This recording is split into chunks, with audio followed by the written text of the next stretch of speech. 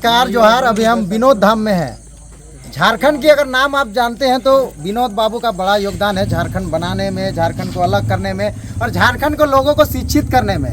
कहा जाता है देश भर में अभी भी जाएंगे तो झारखंड के लोगों को बहुत ही हीन भावना से और शिक्षित और जंगल झाड़ के माना जाता है, लेकिन विनोद बाबू ने पढ़ लिख कर अपने समाज के लोगों और झारखंडियों को एकजुट करके उसको शिक्षित बनाए, कॉलेज स्कूल खोले, राजनेता नेता बनाए, पार्टी बनाए। लेकिन जब उनका जयंती पुण्यतिथि होती है पूरे राज्य भर के लोग उनको नमन करने आते हैं उनके समाधि स्थल में, फिर भी वहाँ पे अंधेरा का देखना को पड़ता है। आप कैमरामैन को कहेंगे चारों तरफ घुमाइए, पोल तो है लेकिन यहाँ लाइट की सुविधा नहीं है। आपको मैं बताना चाहूँगा कि गोमिया के पूर्व विधायक आज राजपाल जी की कार्यक्रम भी था और सभी लोग पहुँचे थे चास में, वहाँ पे कार्यक्रम करके ये विनोद धाम पहुँचे और नमन करने पहुँचे। तो हम भी आए थे और देखें यहाँ पे पूरा ऐसा लग रहा है कि जिसने झारखंड को बनाया, जिसने झारखंड के लोगों को एक प्रेरणा दी है और शिक्षित किए, उनका पुण्यतिथि और जयंती होती है। तो इस तरह का हाल जानेंगे डॉक्टर लंबोदर जी से।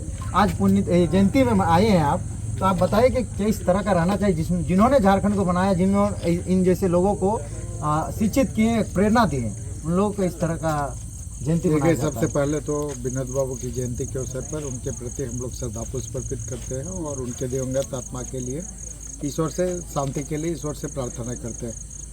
और जहाँ तक उनके जयंती की बात है तो निश्चित रूप से विनोद बाबू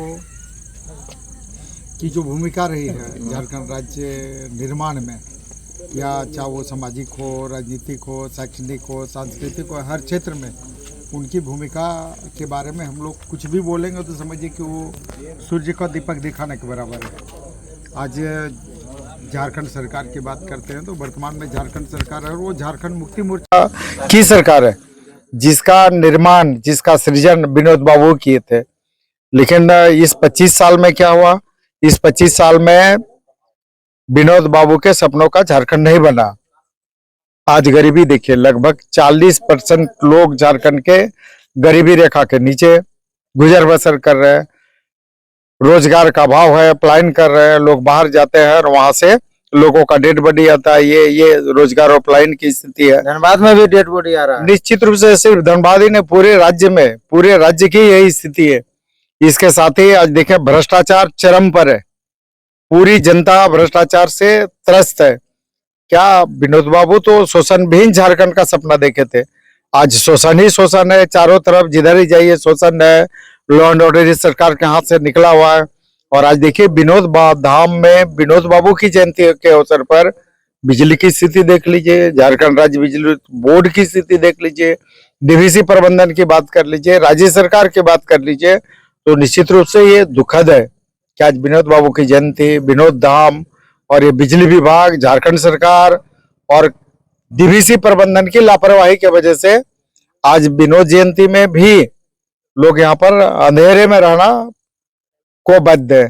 तो निश्चित रूप से सरकार कम से कम विनोद जयंती के अवसर पर ये संकल्प ले कि हम यहाँ से गरीबी को हटाने का काम करेंगे, बेरोजगारी को दूर करने का काम करेंगे, शैक्षणिक क्षेत्र में बेहतर प्रदर्शन करेंगे।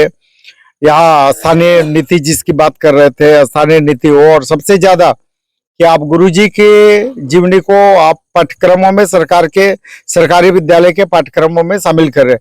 जब आप गुरुजी को कर रहे हैं तो गुरुजी के गुरुजी विनोद बाबू को की जीवनी को भी, निर्मल महतो जी की जीवनी को भी आप पाठ्यक्रम में शामिल करें। अभी कुछ दिनों पहले आप देखे होंगे कि झारखंड विधानसभा से सर्वसम्मति से ये प्रस्ताव पारित किया गया, दिसम गुरु शिबू सोरेन जी को भारत रत्न देने की अनुशंसा की गई।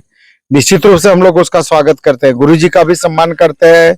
और जो निर्णय लिया गया झारखंड सरकार विधानसभा के द्वारा सर्वसम्मति से जो प्रस्ताव पारित किए गए दिसम गुरु को भारत रत्न देने का, उसका भी हम लोग सम्मान करते हैं। लेकिन जो उनके गुरु के गुरु और जिन्होंने स्वयं दिसम गुरु शिबू सोरेन जी ने, जिनको स्वयं झारखंड पिता का, झारखंड पिता की उपाधि दी है, उनको अगर भारत रत्न नहीं मिलेगा, गुरुजी को मिल जाए, उनके गुरु को नहीं मिलेगा, तो निश्चित रूप से राज्यवासियों को खलेगा। इसलिए हम लोगों का अनुरोध है कि आप गुरुजी के गुरु निश्चित रूप से विनोद बाबू को भी भारत रत्न देने का काम करें और संकल्प ले। आज के द्वी जयंती के अवसर पर सरकार संकल्प है और हर राज्यवासी संकल्प है कि हम शोषण विहीन झारखंड का निर्माण करेंगे। यहाँ पर अभी भी देखें कि डेवलपमेंट कुछ नहीं हुआ इनके जो धाम है यहाँ पे। जो है विनोद बाबू का किया हुआ है, राजकिशोर दा का किया हुआ, जितना डेवलपमेंट देख रहे हैं, जितना स्कूल राज्य सरकार को तो ये करनी चाहिए थे। स्कूल कॉलेज जितना भी किया हुआ सब विनोद बाबू राजकिशोर बाबू के सौजन्य से ये सारा इंफ्रास्ट्रक्चर कॉलेज जितने तरह का आप देख रहे हैं, लॉ कॉलेज सारा उन्हीं का खड़ा किया हुआ है। राज्य सरकार की इसमें कोई भूमिका नगण्य है। राज्य सरकार की अगर भूमिका रहती, राज्य सरकार का सहयोग रहता तो क्या विनोद बाबू अपने लिए झारखंड अलग किए थे कि पूरे राज्य के लिए? विनोद बाबू हमेशा परोपकारी थे, हमेशा राज्य के लोगों की चिंता उनके लिए सर्वोपरि था। यही कारण है कि निश्चित रूप से हम लोग जो कह रहे हैं कि शोषण विहीन झारखंड के निर्माण का संकल्प पूरे राज्यवासी ले और सरकार भी इसको संकल्प के रूप में ले। और एक चीज सवाल होते हैं, लोग आजकल सोशल मीडिया में पुण्यतिथि जयंती मनाते दिख रहे हैं, लेकिन ऐसे लोग जो झारखंड के लिए सबसे बड़ा अहम योगदान देते हैं, उन लोग का समाधि स्थल आया जाए तो लोग में बड़ा एक मैसेज जाएगा। जो लोग आज विनोद बाबू के लिए अगर हम लोग उनके व्यक्तित्व और कृतित्व के बारे में कुछ भी कहें तो वो बिल्कुल सूर्य को दीपक दिखाने के बराबर। इसलिए हम लोग बार बार कह रहे हैं कि कई चीजें ऐसी हैं जहां आज जरूरत है विनोद बाबू की स्मृति को अक्षुण्ण रखने के लिए, उनके व्यक्तित्व कृतित्व का पूरा व्याख्यान करने के लिए कई चीजें करने की आवश्यकता है। मसलन जिसे हम लोग भारत रत्न देने की बात कर रहे हैं, उनकी जीवनी सरकारी विद्यालयों के पाठ्यक्रमों में शामिल करने की बात कर रहे हैं।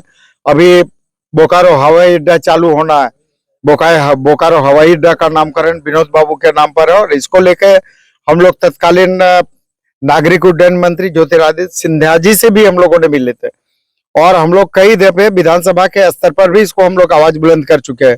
तो धनबाद रेलवे स्टेशन का नाम विनोद बाबू के नाम पर हो, बोकारो हवाई अड्डा जो अभी चालू होना हो उसका नाम विनोद बाबू के नाम पर हो, तो कई ऐसे विषय इनकी जीवनी पाठ्यक्रम में शामिल हो, सरकारी विद्यालयों के पाठ्यक्रम में शामिल हो। भारत रत्न देने की पहल गुरुजी को हुई है, गुरुजी के साथ साथ विनोद बाबू का भी हो। हमारे साथ राहुल जी हैं, उनके पोता हैं, इनसे जानेंगे कि क्या संघर्ष रहा, उनके परिवार से आते हैं और क्या उनसे सीखे हैं। देखिए, एक चीज बोलना चाहूंगा कि भारत में सबसे पहले जो शिक्षा नीति लागू की गई थी या सोचे थे भारत सरकार, वो 1968 में थी। और वही सोचिए कि 10 साल पहले विनोद बाबू ने 1958 में यही बलियापुर हाई स्कूल खोलने का काम किया और वहां पर 50,000 रुपया भी दिया। तो जो सरकार 10 साल बाद सोचती है, विनोद बाबू 10 साल पहले सोच के रखे थे। बस यही कहना चाहूंगा शिक्षा के प्रति। और अनगिनत स्कूल कॉलेज खोले हैं जिसका लिस्ट लगता है जब विनोद बाबू का लोग इस तरह से नमन करते हैं। देखिए, घर से आप जन्मे, ये तो गर्व की बात है। आज हम भी पोते हैं, आप भी उनके पोते हैं। यहाँ जितने लोग हैं सब उनको मानते हैं, उनके आदर्श के रूप में देखते हैं। तो कहीं ना कहीं बस हम लोग उनकी जयंती पे और पुण्यतिथि पे आए, उनको याद करें और उनके जो दिशा जो दिखाए थे उनको आगे लेके आगे बढ़ने का संकल्प लें। धन्यवाद। धन्यवाद।